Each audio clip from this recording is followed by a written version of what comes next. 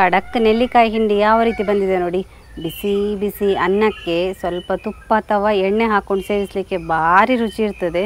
ನೀವು ಕೂಡ ಇದನ್ನು ತುಂಬ ಸುಲಭದಲ್ಲಿ ಮಾಡ್ಕೋಬಹುದು, ಏನು ಕಷ್ಟ ಇಲ್ಲ. ಕೆಲವು ಸಾಮಗ್ರಿಗಳನ್ನು ಹಾಕಿ ಮಾಡಿದ್ದೇನೆ ಫ್ರೆಂಡ್ಸ್. ಇವಾಗ ನೆಲ್ಲಿಕಾಯಿ ಸೀಸನ್ ನೋಡಿ, ಈ ಮಾರ್ಕೆಟಿಗೆ ಹೋದರೆ ಬೇಕಾದಷ್ಟು ನೆಲ್ಲಿಕಾಯಿ ಸಿಗ್ತದೆ.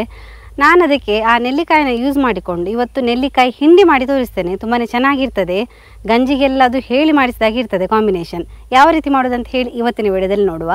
ಯಾರಾದರೂ ನಮ್ಮ ಕರಾವಳಿ ಮಿರರ್ ಚಾನಲ್ನ ಹೊಸಬರು ನೋಡ್ತಾ ಇದ್ದರೆ ಸಬ್ಸ್ಕ್ರೈಬ್ ಮಾಡಿ. ಹಾಗೆಯೇ ಫೇಸ್ಬುಕ್ ಮತ್ತು ಇನ್ಸ್ಟಾಗ್ರಾಮಲ್ಲಿ ಪೇಜ್ ಇದೆ, ಅದನ್ನು ಕೂಡ ಫಾಲೋ ಮಾಡಿ. ವಿಡಿಯೋ ಸ್ಟಾರ್ಟ್ ಮಾಡುವ. ನಾನು Asha Udupa Kateel. Welcome back to Karavali mirror.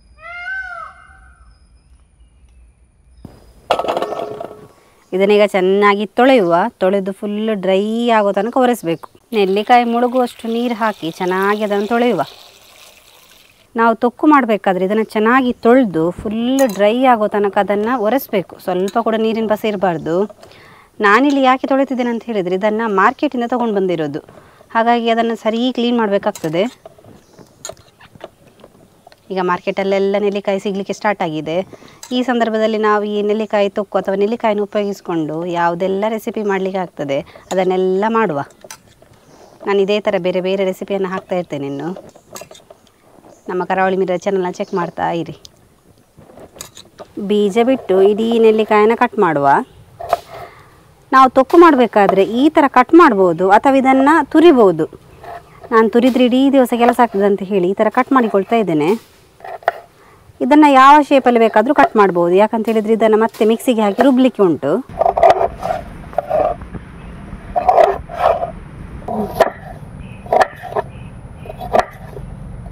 ನಮ್ಮ ನೆಲ್ಲಿಕಾಯಿ ತೊಕ್ಕುಗೆ ಇಲ್ಲಿ ನಾವು 2 ಸ್ಪೂನ್ ಆಗುವಷ್ಟು ಮೆಂತೆಯನ್ನು ಡ್ರೈ ಆಗಿ ರೋಸ್ಟ್ ಮಾಡ್ಕೋಬೇಕು.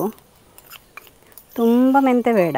ತುಂಬ ಮೆಂತೆ ಹಾಕಿದರೆ ನಮ್ಮ ಹಿಂಡಿ ಉಂಟಲ್ಲ ಕಹಿ ಬರ್ತದೆ, ಹಾಗಾಗಿ ಇಷ್ಟು ಸಾಕಾಗ್ತದೆ. ಮೆಂತೆ ಸ್ವಲ್ಪ ಕಲರ್ ಚೇಂಜ್ ಆಗೋ ತನಕ ಇದನ್ನು ಚೆನ್ನಾಗಿ ಹುರ್ಕೋಬೇಕು. ಎಣ್ಣೆಯಲ್ಲ ಏನು ಹಾಕಲಿಕ್ಕಿಲ್ಲ, ಡ್ರೈ ಆಗಿ ಹುರಿಬೇಕು. ಇನ್ನು ನಾವು ಹುರಿದ ಮೆಂತೆಯನ್ನು ಮಿಕ್ಸಿಗೆ ಹಾಕ್ಕೊಂಡು ಪೌಡ್ರ್ ಮಾಡಿಕೊಳ್ಳುವ. ನೈಸಾಗಿ ಪೌಡರ್ ಆಗಬೇಕು ನೋಡಿ. ಇಷ್ಟು ಪೌಡರ್ ಸಿಕ್ಕಿತು. ಹೀಗೆ ಫೈನ್ ಪೌಡರ್ ಆಗಬೇಕು ಮೆಂತೆ. ನಾವು ಯಾವುದೇ ತೊಕ್ಕು ಹಿಂಡಿ ಉಪ್ಪಿನಕಾಯಿ ಮಾಡಬೇಕಾದ್ರೂ ಕೂಡ ಮಿಕ್ಸಿ ತುಂಬ ಡ್ರೈ ಇರಬೇಕು. ಆವಾಗಲೇ ಕಟ್ ಮಾಡಿಕೊಂಡಂತಹ ನೆಲ್ಲಿಕಾಯನ್ನು ಮಿಕ್ಸಿಗೆ ಹಾಕ್ತಾಯಿದ್ದೇನೆ. ಇದನ್ನು ನುಣ್ಣಗೆ ರುಬ್ಬಿಕೊಳ್ಬೇಕು, ಸ್ವಲ್ಪ ಕೂಡ ನೀರು ಹಾಕಬಾರ್ದು. ನಾವು ಪೌಡ್ರ್ ಮಾಡಿಟ್ಕೊಂಡಿದ್ವಿ ಮೆಂತೆದ್ದು, ಅದನ್ನು ಕೂಡ ಇವಾಗಲೇ ಹಾಕ್ಕೊಳ್ತೇನೆ. ಮೆಂತೆ ಪೌಡ್ರ್ ಒಂದು 2 ಸ್ಪೂನ್ ಆಗುವಷ್ಟು, ಹಾಗೆಯೇ ಒಂದು ಸ್ಪೂನ್ ಆಗುವಷ್ಟು ಅರಶಿನ. ಉಪ್ಪನ್ನು ಹಾಕ್ಕೊಳ್ತಾ ಇದ್ದೇನೆ. ಉಪ್ಪಿನ ಪ್ರಮಾಣ ಕೂಡ ಸ್ವಲ್ಪ ಜಾಸ್ತಿನೇ ಇರಬೇಕು, ಯಾಕಂತ ಹೇಳಿದರೆ ನೆಲ್ಲಿಕಾಯಿ ಹುಳಿ ಇರ್ತದೆ ನೋಡಿ, ಹುಳಿ ಕಹಿ ಮಿಕ್ಸ್ ಆಗಿರ್ತದೆ, ಹಾಗಾಗಿ ಅದಕ್ಕೆ ಉಪ್ಪು ಸ್ವಲ್ಪ ಜಾಸ್ತಿ ಹಾಕಬೇಕಾಗ್ತದೆ. ನಾನಿಲ್ಲಿ ಖಾರಕ್ಕೆ ಒಂದು 4 ಹಸಿಮೆಣಸನ್ನು ಹಾಕ್ಕೊಳ್ತೇನೆ. ಇಡೀ ಹಸಿಮೆಣಸನ್ನೇ ಹಾಕ್ಕೊಂಡೆ. ತುಂಬ ಖಾರ ಬೇಕಂತಿದ್ದವರು ಸ್ವಲ್ಪ ಜಾಸ್ತಿ ಕೂಡ ಹಾಕ್ಕೊಳ್ಬೋದು, ನಮಗೆ ಇಷ್ಟು ಖಾರ ಸಾಕಾಗ್ತದೆ. ಇದಕ್ಕೆ ಸ್ವಲ್ಪ ಕೂಡ ನೀರು ಹಾಕದೆ ನುಣ್ಣಗೆ ರುಬ್ಬುವ. ಇದರಲ್ಲಿ ಇದ್ದಂತಹ ಉಪ್ಪು ಹಾಗೆ ನೆಲ್ಲಿಕಾಯಿ ನೀರಿನಂಶ ಬಿಡ್ತದೆ. ಈಗ ಒಂದು ಸಿಂಪಲ್ ಆಗಿ ಒಗ್ಗರಣೆ ಮಾಡುವ. ನಾವಂದರೆ ಇಲ್ಲಿ ಸ್ವಲ್ಪ ಕ್ವಾಂಟಿಟಿ ಮಾಡಿರೋದ್ರಿಂದ ಒಗ್ಗರಣೆನ ಇವಾಗಲೇ ಹಾಕ್ಕೊಂಡು ಅದನ್ನು ಫೈನಲ್ ಆಗಿ ಹಿಂಡಿ ಮಾಡಿಡ್ತೇವೆ. ಅದೇ ನಾವು ತುಂಬ ಕ್ವಾಂಟಿಟಿಯದ್ದು ನೆಲ್ಲಿಕಾಯಿ ಯೂಸ್ ಮಾಡಿಕೊಂಡು ನಾವು ಮಿಕ್ಸಿಯಲ್ಲಿ ರುಬ್ಬಿದರೆ ನಮಗೆ ಯಾವಾಗ ಬೇಕು ಆವಾಗ ಒಗ್ಗರಣೆ ಮಾಡಿಕೊಂಡು ಅದನ್ನು ಯೂಸ್ ಮಾಡಿದರೆ ಆಯಿತು. ನೋಡಿ, ಒಗ್ಗರಣೆ ಏನಿಲ್ಲ, ಸಿಂಪಲ್ಲಾಗಿ ಒಂದು 2 ಚಮಚದಷ್ಟು ನಾನು ತೆಂಗಿನ ಎಣ್ಣೆಯನ್ನು ಯೂಸ್ ಮಾಡ್ತೇನೆ. ಹಾಗೆಯೇ ಒಂದು ಅರ್ಧ ಚಮಚದಷ್ಟು ಸಾಸಿವೆ, 1 ಎಸಳು ಕರಿಬೇವು. ಒಗ್ಗರಣೆ ಆಗಿದೆ. ಇನ್ನು ಆ ಒಗ್ಗರಣೆಗೆ ರುಬ್ಬಿದ ನೆಲ್ಲಿಕಾಯಿ ಮಿಶ್ರಣವನ್ನು ಸೇರಿಸುವ. ನುಣ್ಣಗೆ ನೆಲ್ಲಿಕಾಯಿನ ರುಬ್ಬಿಕೊಂಡಿದ್ದೇನೆ ನೋಡಿ.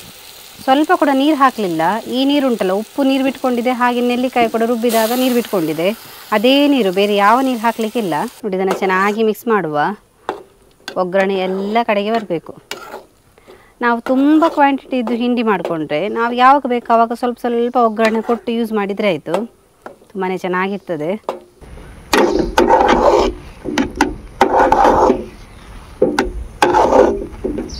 ಒಂದ್ಸಲ ನಾವು ಮಾಡಿಟ್ರೆ ನೀವು ಒಂದು 20 ದಿವಸ ತನಕ ಹೊರಗಡೆನೇ ನಾವು ಯೂಸ್ ಮಾಡ್ಬೋದು, ಏನು ಹಾಳಾಗೋದಿಲ್ಲ.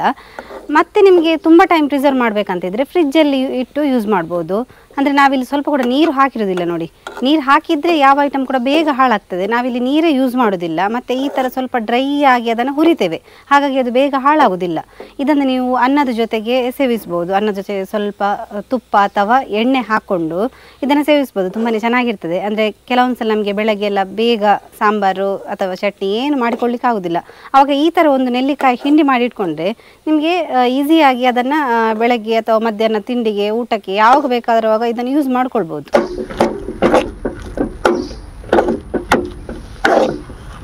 ನೋಡಿ, ಇಷ್ಟು ಡ್ರೈ ಆದರೆ ಸಾಕು. ಇದನ್ನೊಂದು ಗಾಜಿನ ಡಬ್ಬದಲ್ಲಿ ಹಾಕಿ ಪ್ರಿಸರ್ವ್ ಮಾಡುವ. ಖಡಕ್ ನೆಲ್ಲಿಕಾಯಿ ಹಿಂಡಿ ಯಾವ ರೀತಿ ಬಂದಿದೆ ನೋಡಿ. ಬಿಸಿ ಬಿಸಿ ಅನ್ನಕ್ಕೆ ಸ್ವಲ್ಪ ತುಪ್ಪ ಅಥವಾ ಎಣ್ಣೆ ಹಾಕ್ಕೊಂಡು ಸೇವಿಸಲಿಕ್ಕೆ ಭಾರಿ ರುಚಿ ಇರ್ತದೆ.